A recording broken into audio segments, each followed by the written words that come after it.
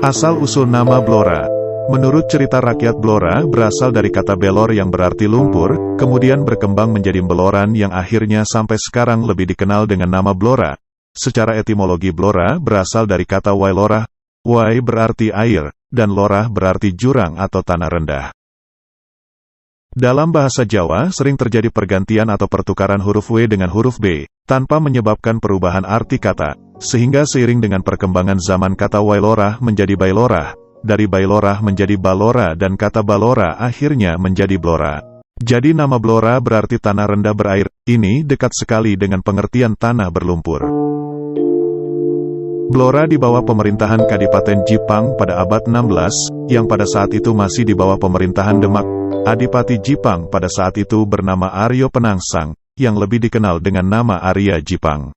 Daerah kekuasaan meliputi Pati, Lasem, Blora, dan Jipang sendiri. Akan tetapi setelah Jaka Tingkir atau Hadiwijaya mewarisi tahta Demak, pusat pemerintahan dipindah ke Pajang. Dengan demikian, Blora masuk Kerajaan Pajang. Kerajaan Pajang tidak lama memerintah, karena direbut oleh Kerajaan Mataram yang berpusat di Kota Gede Yogyakarta. Blora termasuk wilayah Mataram bagian timur atau daerah Bangwetan.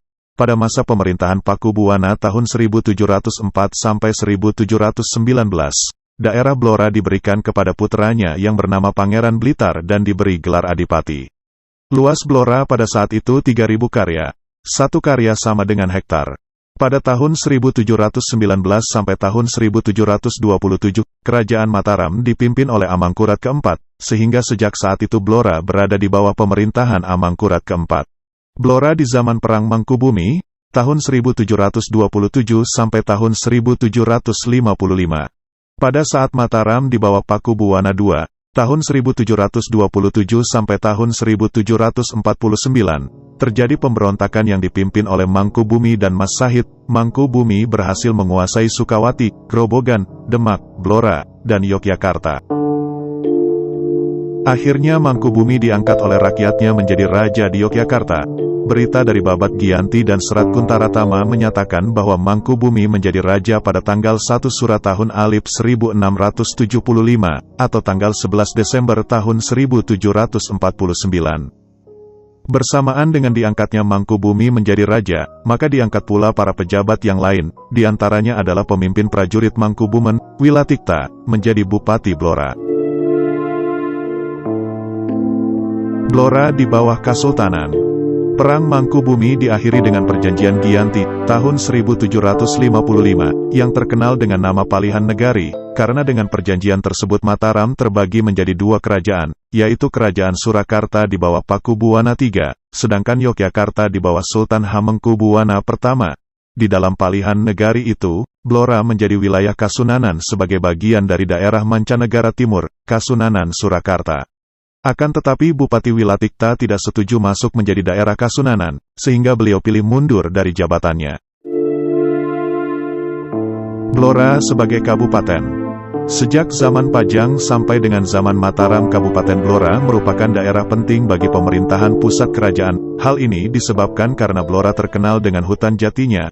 Blora mulai berubah statusnya dari apanage menjadi daerah kabupaten pada hari Kamis Kliwon, tanggal 2 Surat tahun Alif 1675, atau tanggal 11 Desember tahun 1749 Masehi, yang sampai sekarang dikenal dengan Hari Jadi Kabupaten Blora. Adapun bupati pertamanya adalah Wilatikta. Perjuangan rakyat Blora menentang penjajahan. Perlawanan rakyat Blora yang dipelopori petani muncul pada akhir abad ke-19 dan awal abad ke-20. Perlawanan petani ini tak lepas dari makin memburuknya kondisi sosial dan ekonomi penduduk pedesaan pada waktu itu. Pada tahun 1882 pajak kepala yang diterapkan oleh pemerintah penjajah sangat memberatkan bagi pemilik tanah petani. Di daerah-daerah lain di Jawa, kenaikan pajak telah menimbulkan pemberontakan petani, seperti peristiwa Cilegon pada tahun 1888. Selang 2 tahun kemudian seorang petani dari Blora mengawali perlawanan terhadap pemerintahan penjajah yang dipelopori oleh Samin Suro Sentiko. Gerakan Samin sebagai gerakan petani anti-kolonial lebih cenderung mempergunakan metode protes pasif, yaitu suatu gerakan yang tidak merupakan pemberontakan radikal.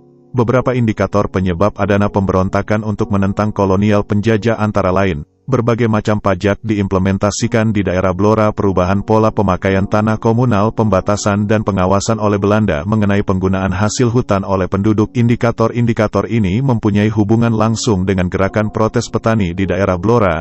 Gerakan ini mempunyai corak milenarisme, yaitu gerakan yang menentang ketidakadilan dan mengharapkan zaman emas yang makmur.